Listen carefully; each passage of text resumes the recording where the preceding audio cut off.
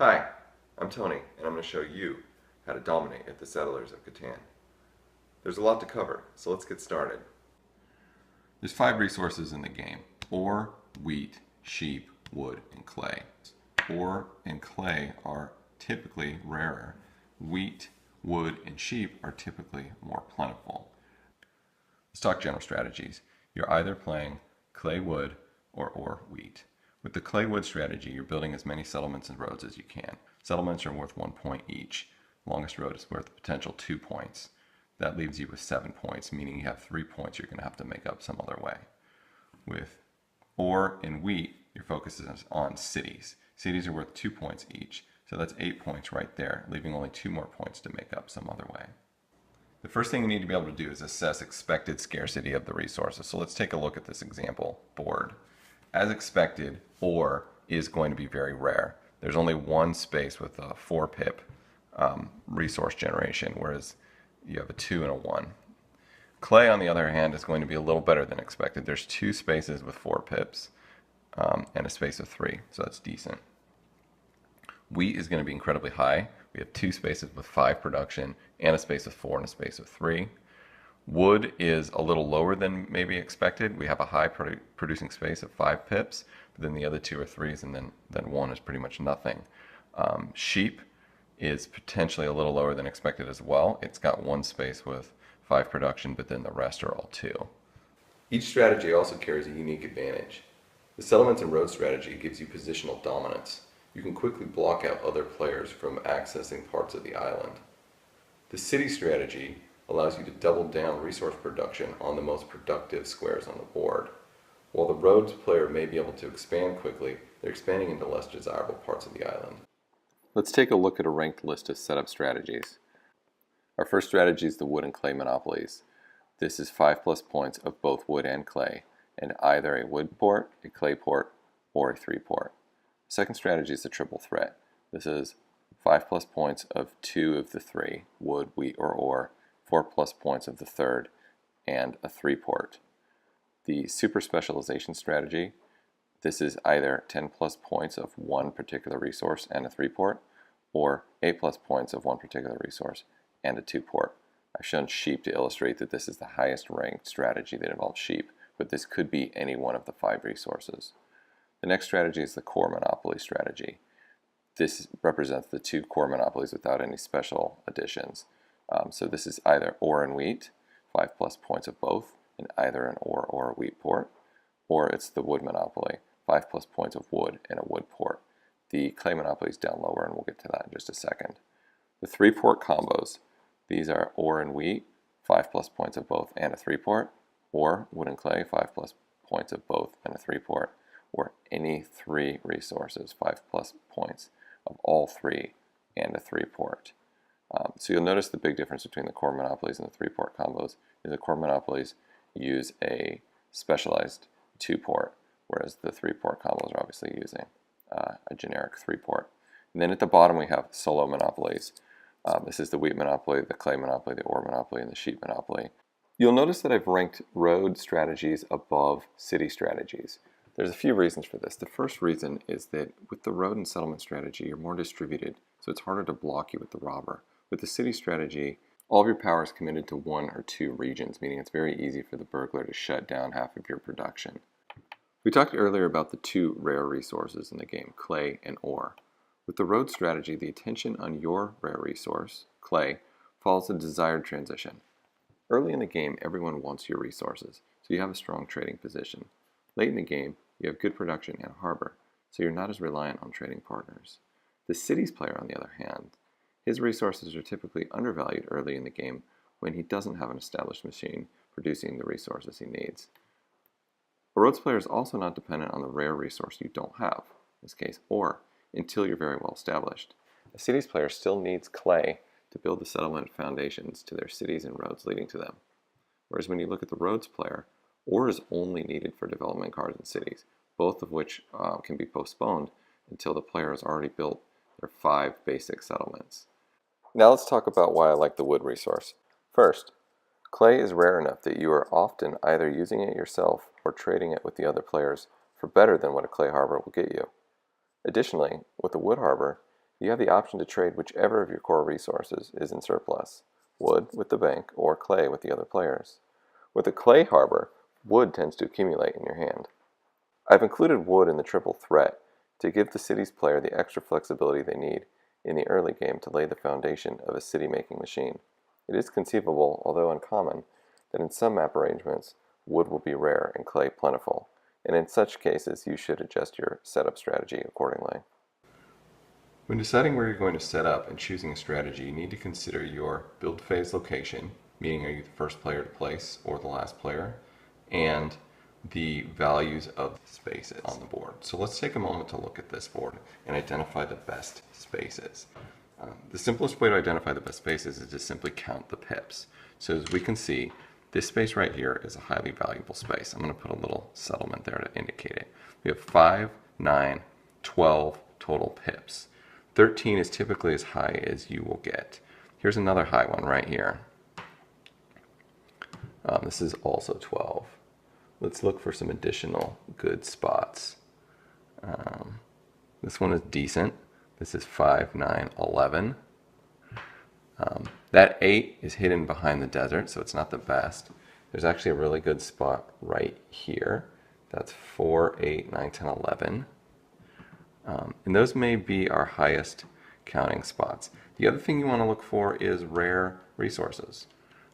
So as we noted earlier, clay is not the rarest resource here, so getting on clay might not be that valuable. This ore here might actually be worth more than its 4 points, making this a particularly good spot. The next thing to consider is which spaces you are likely to get. If you are placing first, you're guaranteed your first choice, but your last choice is probably quite limited.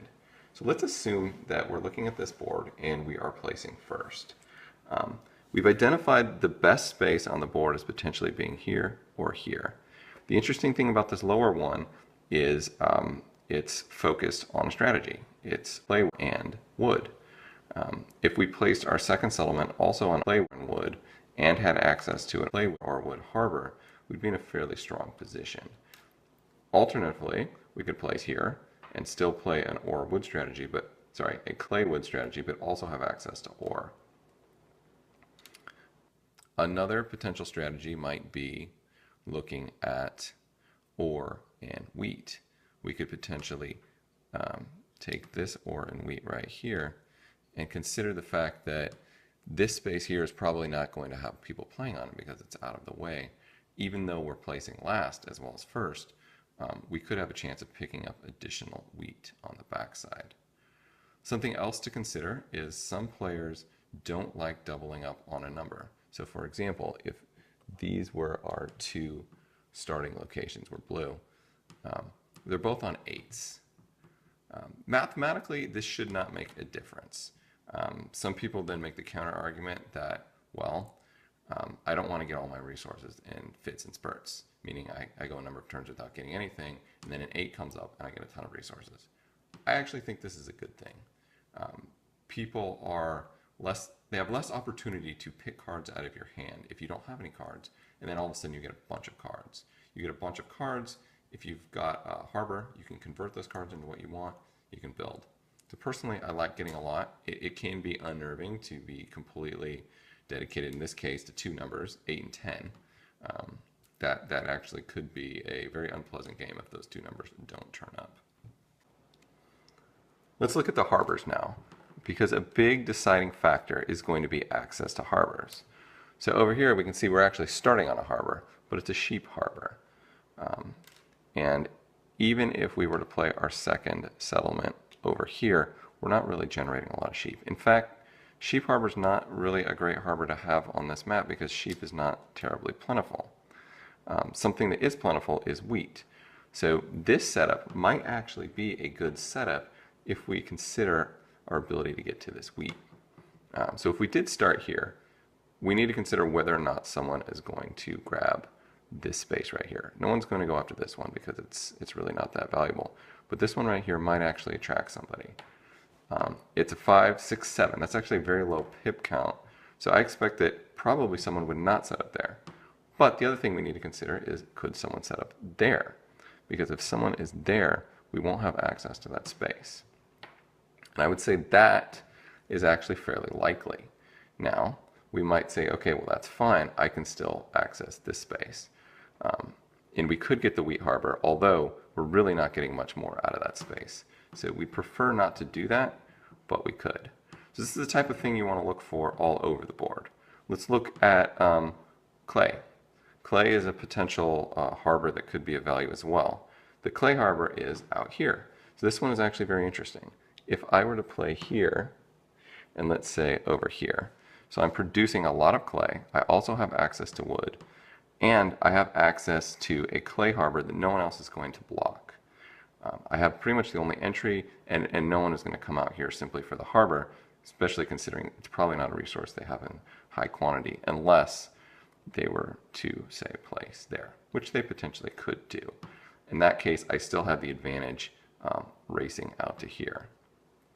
Also, I'm likely to win races because I have access to all of the components needed to build a road. The other thing I like about this harbor is I'm producing 8. Even though I'm only getting 1 resource, this settlement is producing 8. They'd both be producing off the 8. Now the problem with this setup is there's no way I'm going to get both of these spaces. So what I have to consider is which space do I want to place on first, and what are my options going to be by the time it comes back to me. So if I look at this as my first space, because this is a very highly desirable space, and someone will take this if I don't. If I don't take this space, what's likely to happen is someone else will either take here or here. Let's say they take here. And let's go ahead actually and look at all the other best spaces on this board and project who might be placing where. Almost certainly someone will place here. There's a lot of ore and wood there. That's a good space. So there's one more player. This is desirable. It's high numbers, but it's sheep. This player might convince himself that they want to be the only person with sheep. That's unlikely. What I expect is someone will play out here. There's a lot of resources. They're good resources. This player will also be able to expand out into this wheat area, probably without a lot of competition. This player is fairly happy with that move. If we project this is what's going to happen, or something similar to it,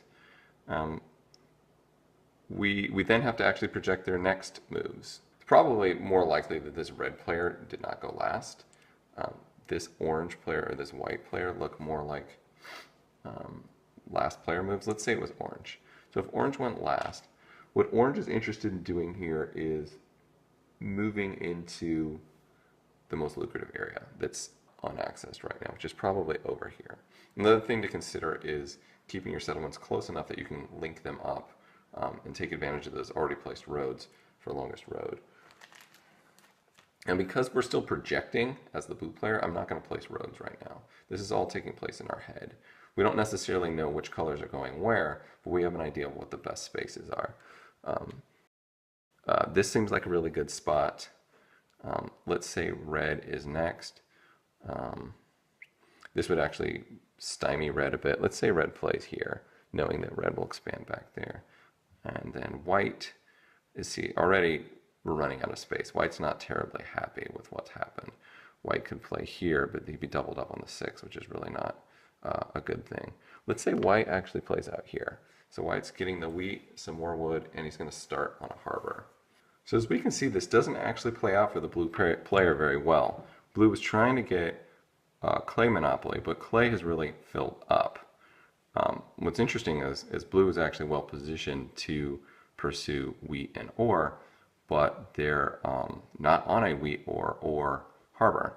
Their last placement could be over here on the ore harbor, but you know, this is actually potentially interesting because you have ore producing and you have an ore harbor, and you have 2 clay producing and access to a clay harbor. So this is something you could pursue, but it's probably worth looking to see if there's something better you could do with your first move. A better starting strategy might look something like this. This lower square is highly desirable, and this would be our first placement. This space over here is very likely to be unoccupied at the end of setup. These two together give us 7 points of clay and 8 points of wood. These both exceed our 5-point minimum for the wood and clay strategy. Additionally, we have almost unintruded access to the wood harbor over there. The clay harbor will almost certainly be blocked, but we can access the wood harbor, making this a very strong initial setup. So we would set up this space first, let those other areas fill up as we expect, and then play over here. Let's assume that the blue player started by playing here, the white player played here, and we're in third position as the orange player. An interesting strategy might be to play the wood, wheat, ore strategy. This would be our starting position right here. This is a highly valuable space, gives us a lot of wood and a lot of ore. Additionally, wheat, being the most plentiful space on the board, is almost certainly going to be available in our next move. There's only going to be 2 placements by the red player, and then we'll get to go. So it's very likely that we'll be able to play over here, pick up a large amount of wheat, and additionally, we're within striking range of this 3-to-1 harbor, which would also pick us up more wheat. So this is a fairly strong strategy. As the red player, we can play an interesting wheat harbor plus ore strategy by placing here and here. What makes this strategy even more interesting is the fact that it has starting access to clay and wood, making this a fairly well-rounded starting setup. And here we are with a plausible starting setup for this game. Let's talk about being the only player with access to a particular resource. This is not a situation I like to be in. While it might seem to be an advantage, it actually develops a lot of resentment amongst the other players. And the other players have means of retaliation. They can trade with each other and not you, but usually what you'll see is they'll place the robber on that one resource. The severity of this depends on the resource. So typically this occurs either with clay or ore, because these are the 2 rare resources. Clay is a more significant problem because it tends to be a demanded resource early in the game. Early in the game you don't have a lot of options, you don't have a lot of traction, and the burglar tends to move less frequently early in the game because it's only moving off of a natural 7. There's not very many development cards, which means there's not very many soldiers.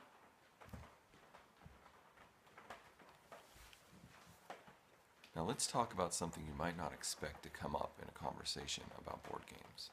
Social engineering. If you're a strong player, at some point your opponents are going to team up on you.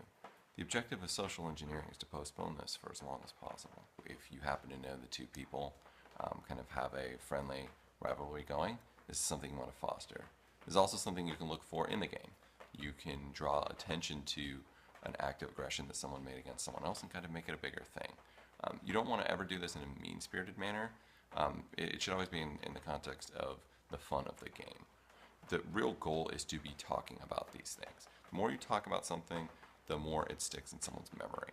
So if you're talking about a particular person's aggressions towards someone else, that's what they're going to remember. Then when you act aggressively, you want to downplay that as much as possible. You don't want to talk about it. If someone else does talk about it, you want to change the subject very subtly. You want to move on, find something else to talk about. Now let's talk about creating a fear of retribution. You want your opponents to think twice before they act against you. In particular, in situations where the fair action would be to not attack you. So let's take the example, you've set a precedent for placing the burglar evenly, and someone has decided to place the burglar against you even though they did it last time. You'd want to draw attention to the fact that that's happening, and not too aggressively, but let them know that you're not going to forget that. Make sure that everyone hears this, and then the next time you have the opportunity to place the burglar on them, you need to do it. Even if they're not the most strategic choice, you need to follow through on what you said.